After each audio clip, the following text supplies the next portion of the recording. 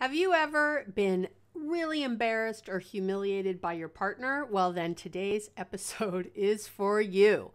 I'm going to be answering a question from a wonderful listener while going over the different ways our partners can embarrass us and what to do about it. So stay tuned. Well, hi, welcome back to the podcast. I am really glad you're here. If you are watching me on YouTube right now, you are seeing the most epic, fabulous necklace you've ever seen in your whole life. So I'm just letting you know you're missing out if you're not checking me out on YouTube. But it's fine to listen here too. So I got this great question today from a listener, and there's many I have in the queue, but I had a bunch of questions that were in the queue asking this in different ways, and I just thought, this is it. I'm just going to do this. I think this one's really well said and short and all that good stuff, and I'm still having a little cough, so sorry. We don't edit that stuff out.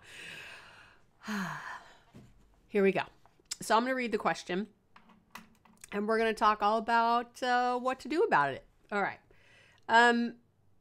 So first, she is just lovely. I'm going to call her Maisie. You know, she heard about me in the podcast in the New York Times article where I was quoted last January. Thank you. I know. I'm very proud of that.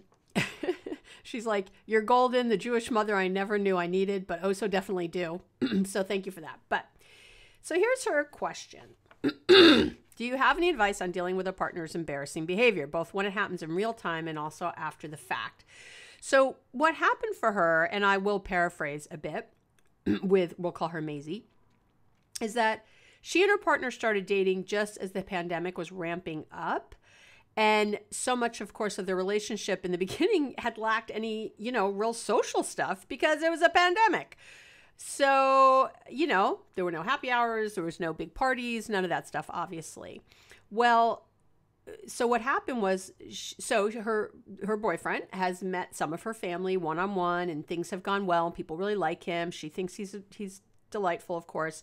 So she said she had a friend who hosted a get-together recently, and she was really excited to have her friends meet her wonderful, sweet, amazing boyfriend, but that's not who showed up. So what happened was apparently he drank a lot of beer all evening, and he came off as intense, combative, and arrogant. He ignored, I guess she was trying to elbow nudge him during it. He was ignoring that and whispered, she had some whispered requests to please stop drinking, and he was ignoring that too. She said, she was really embarrassed. They ended up leaving early, and but later she attempted some kind of solid communication with him. Yes, she been listening to the podcast. She's learned things. She says she tried her best to discuss it, and he admitted to having more social anxiety than he had previously let on, which was my guess before I even got this far in the letter. And that he felt awkward at the gathering and had trouble connecting. And he kept drinking to feel better, which people do. I'm sure a lot of people listening right now are like, oh yeah, I do that, or I've done that. He still felt justified in the argument he'd had with one of the other people at the party, but agreed to respect, my wishes, that he not engage in conflict at future events in my social circle. So what she said, what she didn't communicate was the depth of her embarrassment, and that she believes he made such a terrible, and this was in capital letters, first impression. And she says, my partner's sensitive. There's been a lot of, background trauma of different kinds, which I'm not going to get into, and, abandonment and some other things. So she says, I want to communicate with him in a way that makes him feel safe and secure in the relationship. However, I still feel like I wasn't able to communicate the full extent of my frustration, and it's eating at me and making me bitter. So, and then, so he, again, has made a great first impressions in other ways and all that. She says, I'd like to try again with my party host friend, but to do it one-on-one. Since it seems like a huge, large group of strangers is not the way to go. And I'll avoid doing that in the future. Her question is, if something like this happens again in the future, what can I do in a moment? And in general, do you have advice on handling partners causing embarrassment and making terrible first impressions? Oh boy. So We're going to call her Maisie and him Josh, because, I like to assign names when we're doing this kind of stuff. And there's a lot here to unpack, right? And I really want to teach you about embarrassment today and a little more about that and what it means. So, but where do I start? So yeah, let me start here though. So when you have a partner who has some social anxiety, who just isn't great in these kind of groups, and you might be one of these people too, who met during the pandemic and things were very different and now things have changed. Or sometimes what happens is people are together for a long time and, they're doing okay. And then they have kids, and kids really necessitate, preschools and school and play dates and parties and all kinds of things. And then, suddenly a partner will get upset. So whatever that is, first and foremost, so I love that Maisie is getting like, oh, we, can't have these kind of interactions we've had before. I have to remember that. But more importantly, because those interactions just do come up sometimes, even when you don't think they're going to. I had a client, it was a little while ago now, a couple months ago, but who went to do a thing with one other couple, and they ended up at this big, because all these other people were there and like, oh, come join us. And so the thing he was comfortable with, which was one other couple, became like 7 couples, he said, or something. It was big, and he got very uncomfortable, and he too had drank too much to try to deal with it and had caused a big problem. Anyway, so, these situations are going to happen. So I say this, number one tip is to always set intention before you're going out and before you're going to meet people, before you're going to do these things. Just, just check in, me and you, the two of us, we're a team. That's such an important thing. Like, even if, you drive up to wherever the restaurant, and even if, again, it's one other couple, to just stop and go, hey, how you doing? Like, are we on the same team? I think everyone should do this, whether they have a partner who gets anxious or not. It's just such a nice way to set intention, to ground, to be mindful before you walk in. It's also great to have some rules set up, because for sure, I've worked with lots of people who have an issue with the drinking of a partner, again, regardless of social anxiety. So it's really good to have some ground rules before you go in. Here's what I'm comfortable with. Here's what I'm not. How can we decide on this? That kind of thing. So think of that in general, or I would even say to do the ground rules before you were that close to the thing, so that you could talk about it and have longer conversations if needed. So I want to say that. The other thing I want to say is you got to remember always, Maisie has to remember this, everyone does, you have to connect to correct. So, talking about this embarrassing thing or what you felt that night or anything else, which I'll get into in a minute, but before you ever do anything like that, you want to make sure that the two of you are connected. You want to do that at a time when you're doing great, when you're getting along really well, when things are going fabulously. That's when we talk about things that are hard. I know this feels counterintuitive. I know the instinct is like, oh, we're getting along, I don't want to rock the boat now. But that is the exact time you need to do it, because again, you're connected, you're doing well, and this is the best time to bring things up. I have a lot of episodes about how to bring it up and, getting ready for things and all that. And, I can link to some of those in our notes when you come to the website. But that part is big anyway, no matter what you're doing. And I do want to say, keep in mind, so I think in this case with Maisie and Josh is likely more uncomfortable and upset than you are, Maisie. And I think we forget that, because we're feeling our own embarrassment, we're feeling our own feelings, and our partner can seem like unaffected by it, or it's not that big a deal, or they're brushing it off. And a lot of times they're doing that because they're embarrassed, because they feel less than. Because now maybe Josh is thinking, oh my God, Maisie's not going to want to stay with me because she's finding out the real me. She's finding out that I'm like a freak underneath this great exterior I was able to have for so long. It's not a coincidence he didn't mention the social anxiety for so long. He's probably embarrassed by it. He probably feels like it's a weakness or God knows what else. So, when you go after people around this stuff, when you want to talk about this thing that they've been avoiding for so long and that they don't want to talk about, you really have to have some kid gloves. You really have to have some love and a lot of patience. Slow your roll. I get that you want this thing fixed, but what do I talk about all the time? It's like, you're spinning at your own pace. That's everybody is. We're all going through our lives in our own momentum, our own pace. We have something going. And then, we're spinning in our little, world. And then someone else is spinning in their little world with their pace and what they've been thinking about and what's on their minds. And we think everyone should be at the same speed we're at. And they're not. A lot of times people are faster or slower or, and so it sounds like Josh needs to catch up to where Maisie is. He has not been thinking about this in the same way. And so I would tell Maisie to slow her roll and, really understand that. And in that same way, Maisie's like, oh, I want to reintroduce him to my friend that, who hosted this party where it was so embarrassing. Has Josh asked for that? Has he come and said to you, wow, I'd like to make a better first impression with your friend or a second impression with your friend? If he hasn't asked, don't you go around trying to fix it.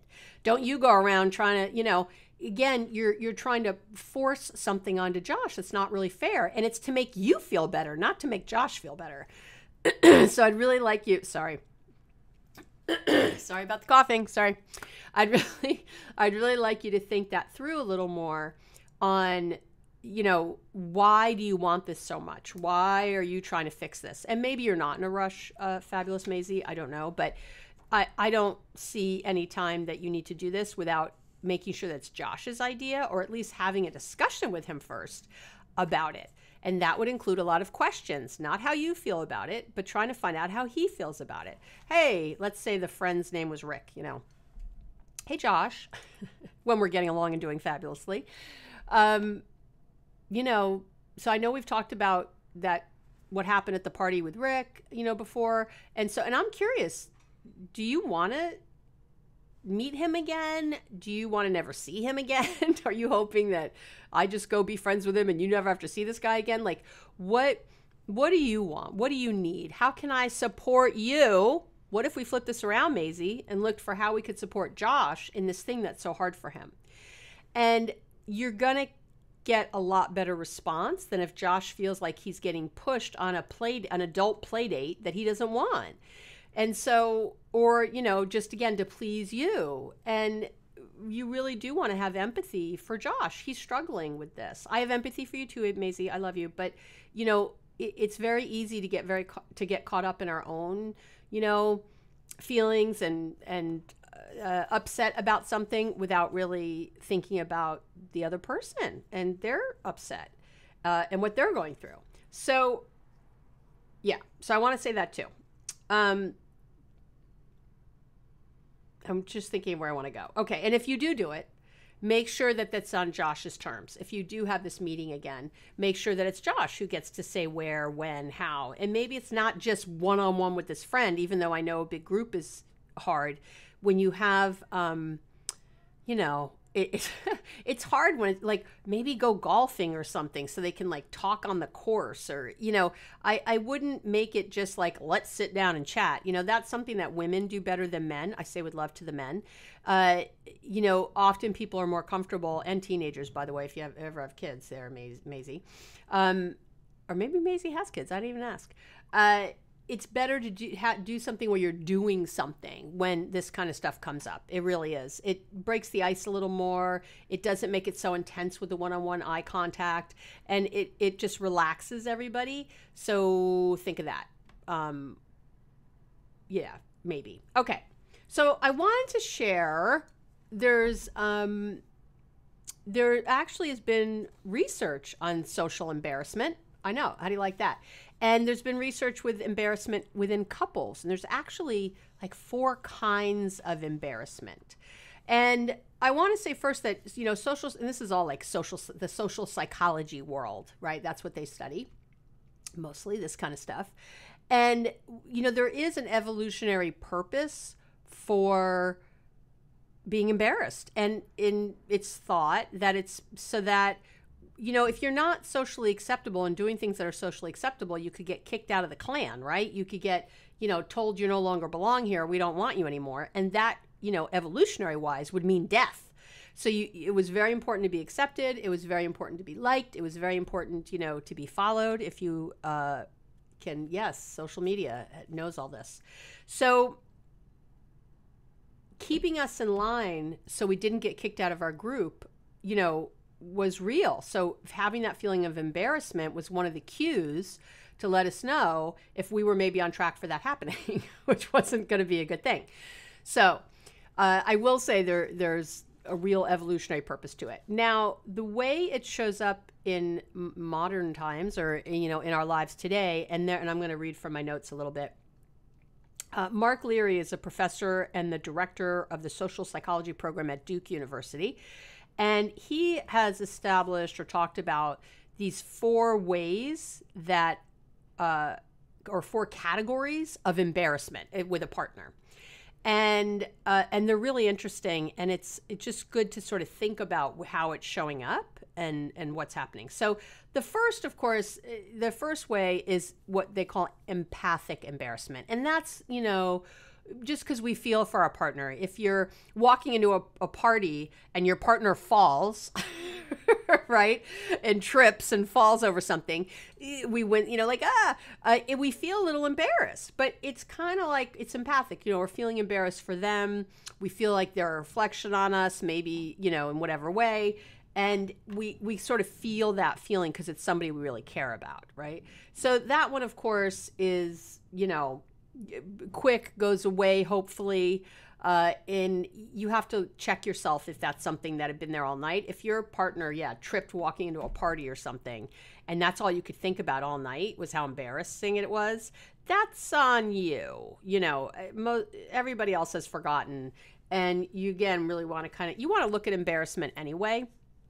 It's always on you, but there's ways, there's different kinds of embarrassment, and there's ways that maybe you could let things go quicker, and you have to notice how self-conscious you are and try to ease that a bit. Okay. So that's number 1 is empathic. That's the first category. The second is reflective. And reflective is if your partner is doing something that you find humiliating. Like, I'm trying to think, like this situation, drinking too much, getting in a fight.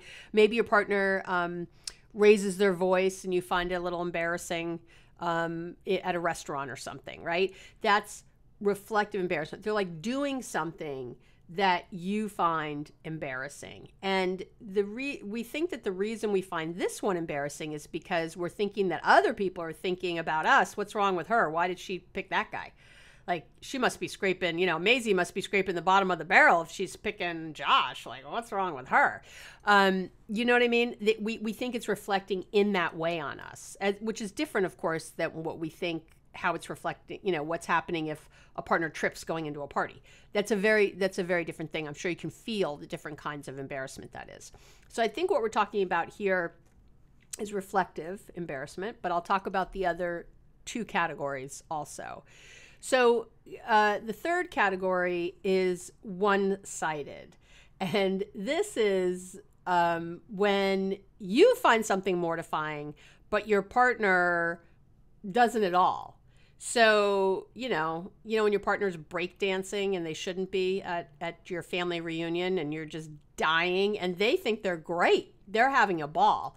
Or maybe your partner tells this horrible, really embarrassing joke somewhere, you're out to dinner with friends and they say some really inappropriate joke and you're just like, oh my gosh, stop that.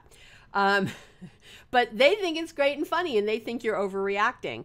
That's the one-sided embarrassment, right? And you can see how that maybe shows up in your relationship or not.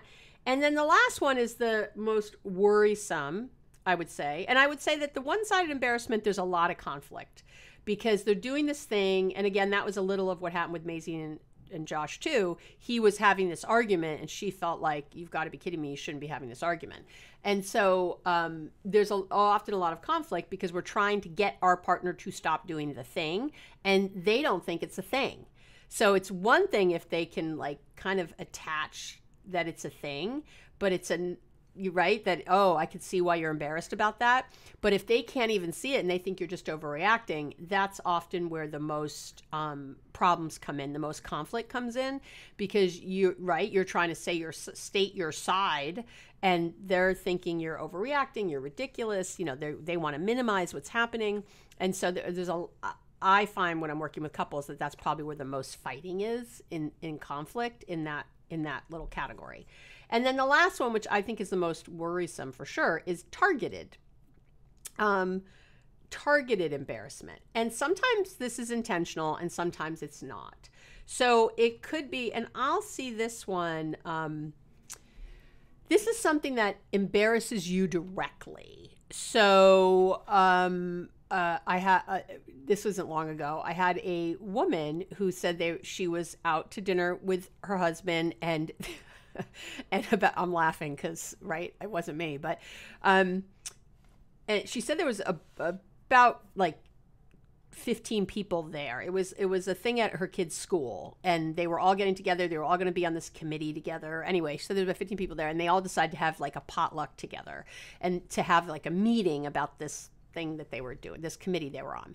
And she said her husband announced, like, something happened where they were talking about farting for some reason. I don't even know why that came, but all I know is that her husband ended up announcing to the group that my client, oh, she farts in bed all the time and it's gross. And he starts going on and on about her farting in bed, right? And she's mortified. She like barely knows these people, and she's trying to get him to shut up, and he's just going on and on.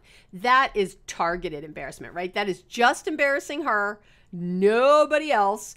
And whether he meant it or not to embarrass her, I think he did. I think he was being passive aggressive, but because he didn't really want to go to this meeting, and she had kind of dragged him to it and said, like, we should go as a couple. You always expect me to do everything, and his thing is like, I work full time. I need to relax. I have very little time to relax at night. Why can't you just go do this? Why do both of us have to suffer, kind of thing?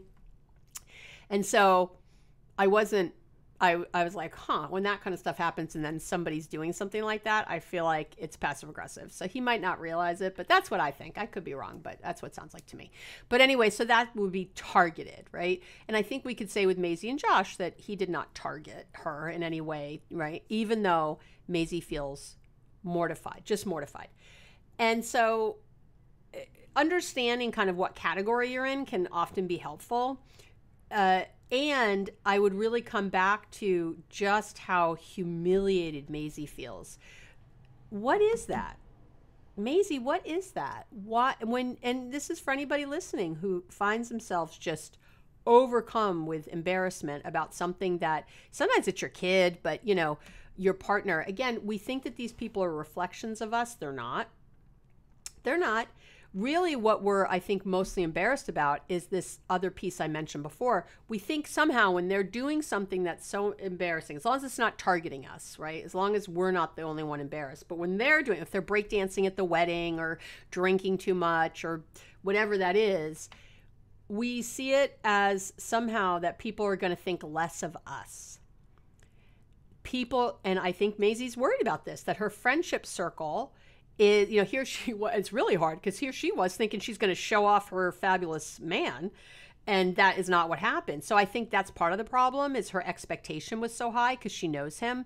But the bigger piece is this wanting to impress these people, these friends. And I would say, if these friends love you, Maisie, and I'm sure they do, then you don't have to defend Josh. You don't have to say anything about Josh. You don't have to reintroduce them and try to make a better impression and do all those things. You know Josh. You know he's a great guy. This is just somewhere he's struggling. It doesn't take away from how wonderful he is, and all the things you thought before you walked into that dinner party are all true. The only thing that has happened is he has shown you kind of a weakness that he has. And so to me, it's not about like, oh, we need to fix this weakness, and make this better and do, whatever this anxiety is about it. To me, this is about you, because your level of embarrassment to me doesn't quite match what happened. I get why, I understand it, but I'm hearing from this email, which you wrote very well, that you're trying to get him to understand how bad it is. You want him to feel like you do. And I don't think he needs to. I don't think that will help him. I don't think that's getting you where you want to go. I don't think anything. And I think, again, your reaction is a bit, I say with all the Jewish mother love in my heart, is a bit outsized. So for the future, it's really about you and Josh are a team. You're a team. So when you're going into something, you want to check yourself, and you've got to work on that. Why are you self-conscious about this? What past shame do you have about the men you're with? I don't know who else you've been with. So I don't know if you've come to parties with other guys that your friends didn't like, and now you feel like you finally got a good one and now they're not going to like him. I don't know. This feels like old stuff, not new stuff. It feels like, again, you kind of had him in a category, on maybe a little bit of a, pedestal that he didn't belong on. And again, all I think that's happened is you've learned that he has a hard time in crowds and that he was hiding a bit this bigger problem. So your job is to figure out together, it's not a him problem, it's not a Josh problem, it's a we problem because we're a couple, how to be able to start talking about this more. And again, slow your roll. He hasn't talked about it before. He kind of hid it from you for a long time. So this is a touchy topic for Josh. So let's give him some grace. Let's give him some room. Let's give him some patience. And I think this is too much to do, Maisie, with your ego around it, about what other people think of you guys. Screw them. You know what you think of him. You know who he is. You know what a great guy you've got. So yeah, he acted like a jerk one night. I don't know. He drank too much, but I don't feel like that should shift everything. And I don't think you should have to defend him or prove him different or anything else. I think you let your friends know, or this friend who ran the party, like, yeah, he really struggled, boom, don't apologize for him. Don't anything else. It was an argument. I don't think he threw a punch, okay, not the best, but not the worst either. He didn't belittle you in front of the group. He wasn't there wasn't things here that are so bad. He got in an argument he probably shouldn't have been in. He was probably wrong. And he drank too much and he was very anxious and upset. That's what we have here. And in any of these situations with anybody listening, I want you to find your compassion and your love. I want you to find your kindness. I want you to find your gentleness. I want you to find what you know to be true, and screw what everybody else thinks. What do you know? And stop trying to prove yourself. Look at your own ego and keep it in check. Why am I so worried about this? This is really not a threat to my relationship. This isn't between he and I. This is a threat. This is from outside. The biggest threat here is maybe I would lose some of these friends, which I would say they're not friends then. Or not the way you need them to be. But the people who love and know you, well, you can just tell them the truth. Oh, yeah, he had a hard night. I really feel for him. I hope you'll be as patient and loving and kind as I plan to be with him around this. That's what I would love for you to say to those people. Not thinking, oh, how do I orchestrate us getting all together so that he can prove himself? Poor Josh. That sounds like a lot of pressure that I wouldn't want. So again, I'm not saying he should never meet these people, but ease it in. I am saying that you want to, again, knowing what you know now, it's not going to be one conversation. So start having some gentle conversations. What does this remind, Josh, what does this remind you of? Can you tell me some times in your past when this has come up? Is there a reason you felt like you couldn't tell me before? Have you dealt with this in any way? Have you ever done anything that was helpful to deal with this? What have you tried that hasn't worked? I mean, I can think of a million questions to be talking to Josh about that are going to shift the conversation. But Maisie, I'm going to beg you and anyone else listening who's in this position to not spend time getting him to see how bad it was, or getting him to see your point of view, or that's not where the energy needs to be here. And when the time comes, it's so funny. You want him to show empathy for you, but you're not showing it for him. Show up for him first. He was the one that had the harder time there, believe it or not you. I know he's not acting like it was, but he did. So model what you want to see. You want to feel seen and heard. I don't think he feels seen and heard. So, what do I always say? The one in the most pain needs to change first. And this isn't objective. It's funny, I've had people come back at me like, well, my partner's in more pain than me. And I'm like, your partner's not talking to me. So you're the one in the most pain. Trust me. So in this case, yeah, Josh might be in more pain than Maisie, but he ain't listening. He didn't write to me. So guess who's in the most pain? Maisie is.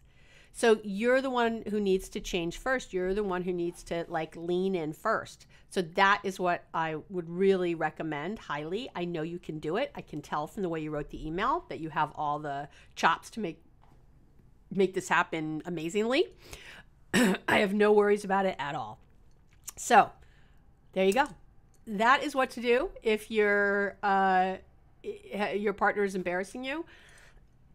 Sorry, I'm going to start to cough, so I'll start to sign off here before I cough in your face. Just know that you can do this. I have faith in you. I love you so much, and keep writing in with your questions.